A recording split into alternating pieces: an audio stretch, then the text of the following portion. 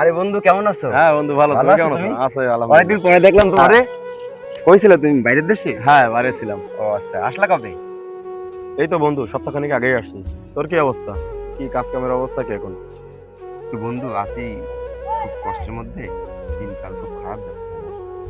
দেখা যাক কি করা যায় এখন। তা তুই কি আবার চলে যাবি নাকি? হ্যাঁ আমি চলে যাব, আছি কিছুদিন, হয়তো সপ্তাহখানেক কি এক মাস মতো আছি, আবার চলে যাব। কিছু লোক দরকার তো, তাই বাংলাদেশে আসা আর কি। কি বিদেশে লোক নিয়ে যাবি? হুম। বিদেশে যাতে কি মেলা টাকা লাগবে? টাকা ছাড়া বিদেশ যাওয়া যায় নাকি পাগল? তুই কি বিদেশ যাবি নাকি? হ্যাঁ বন্ধু, দেশের যে অবস্থা কাজের, তা আমার একটু বিদেশ যেতে পারলি ভালো হইতো। তা কত টাকা লাগবে যাতি? 5 থেকে 6 লাখ টাকা তো লাগেই। এখন তুই যদি 5-6 জন লোক জোগাড় করতে পারিস, তোর ওই 2-2.5 লাখ টাকার ভিতরে নিয়ে যাবানে। আচ্ছা বন্ধু, আমার তো যাওয়ার খুব শখ।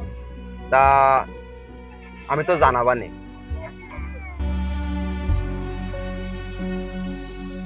আমনুর, এদিকে এসো বন্ধু।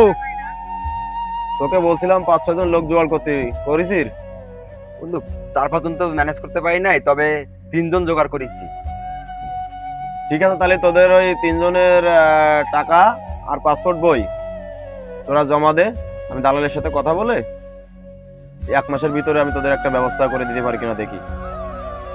বন্ধু, জাগা জমি গরু ছাগল সবকিছু বেচা কেনা করে এই যে পাসপোর্ট আর টাকা জমাইছি, এখন এই টাকা পয়সা সব তোর হাতে দিয়ে দিলাম। এখন আমাদের বাসা মরা সব তোর হাতে। ভাই, আপনারা যে বাড়ি যাওয়ার জন্য কটা লোকের কথা বলছিলাম না, এই যে লোক আসছে, টাকা পয়সা দেশে, আরে পাসপোর্ট, আপনি বিষয়টা একটু ভালোভাবে দেখেন। হ্যাঁ ঠিক আছে ভাই, তুমি টাকা পয়সা পাসপোর্ট সবই পাইছি, চিন্তা ভাবনা করি না, আমি তো আছি। যত সমস্যা যা হবে আমি দেখবো। টাকা পয়সা যা আছে সব ভিসা আসা পর্যন্ত তোমরা অপেক্ষা করো। টাকা পয়সা ম্যানেজ হয়েছে, তোমাকে 3 জনে নিয়ে চলে যাবো।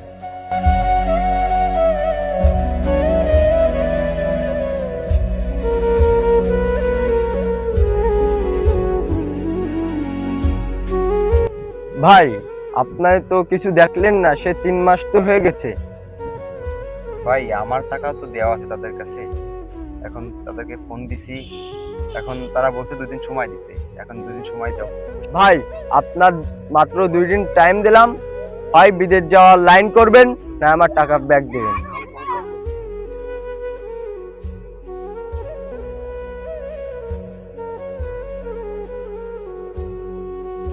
আমাদের দেশে এরকম সমস্যা প্রতিনিয়ত ঘটে। এরকম দালাল নামের বন্ধু আমাদের চারপাশে ঘুরছে। আসুন আমরা এ থেকে নিজেকে রক্ষা করার চেষ্টা করি, নিজে এবং অপরকে সচেতন করি।